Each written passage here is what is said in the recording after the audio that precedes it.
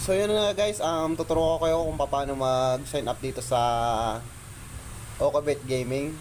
So yun guys, pindot nyo lang link and lalabas tong sign up, and then magpipill up na tayo ngayon sa username guys. Pwede naman yung first name natin. Halimbawa, Carlo Cone. Yan. Pwede naman yung first name lang natin, pwede naman Carlo06 lang eh. And then merong password, and then password confirmation. Sa password naman guys, pwede naman ilagay natin yung ating birthday. So yun guys, para hindi natin makalimutan.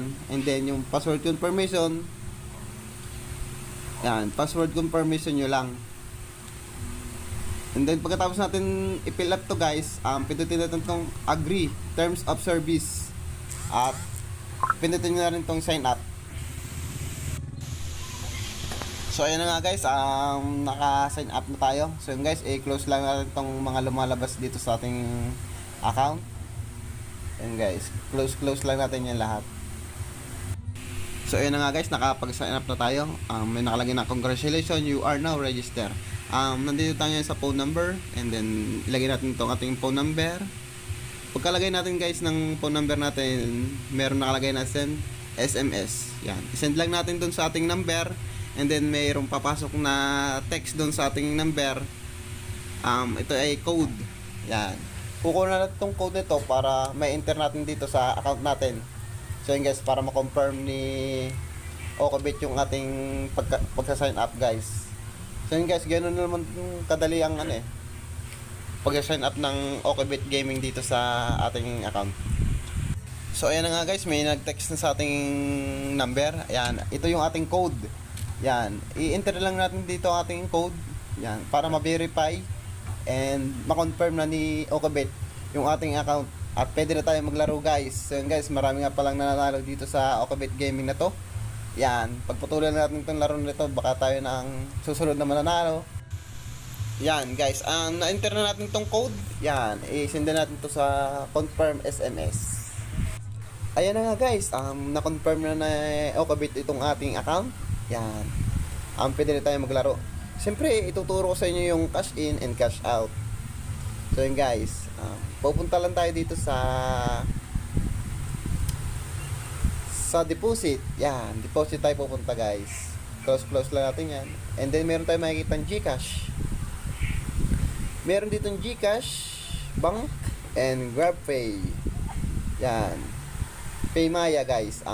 Siyempre, sa GCash, marami sa atin nag-GCash eh. And then enter nyo lang tong amount kung magkano halaga ang gusto nyo ilagay dito sa ating account. Halimbawa 100 yan guys. Pindot lang tong GCash, enter amount 100, enter.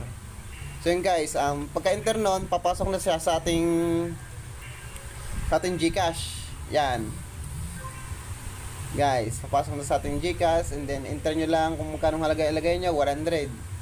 So yes, yung papasok na yun sa ating account na Okabet Gaming. Yan, pwede tayo maglaro. So yun guys, tuturo ko naman sa inyo kung paano mag-withdrawal. Halimbawa, nanalo kayo, mag-withdraw tayo ngayon. Yan, kasi lang natin itong nalabas na to guys. Yan, nandito tayo ngayon sa withdrawal. Meron nakalagay na add new withdrawal method. So yun guys, pindutin nyo lang ito. May nakalagay na bank card, GCash. So yun guys, kung saan nyo ilagay yung napanalunan nyo, doon nyo ilagay guys. Halimbawa sa GCash, nakapanalo kayo ng 4,000. Pwede nyo ilagay doon sa GCash nyo guys. Ganun lang kadali guys ang pagsa-sign up at pagka-cash in, cash out. So yun guys. Yan guys, enter nyo lang itong account name. Yan, international. Yan guys, phone number nyo, and submit lang. Yun, mapupunta na yun sa ating GCash o kaya sa bangko natin guys. Kasi lang natin guys, ang mga nalabas na yan. So yun guys, naituro ko na ito sa inyo yung kung paano mag-sign up and then mag-cash in, cash out. So yun guys, salamat and God bless sa lahat.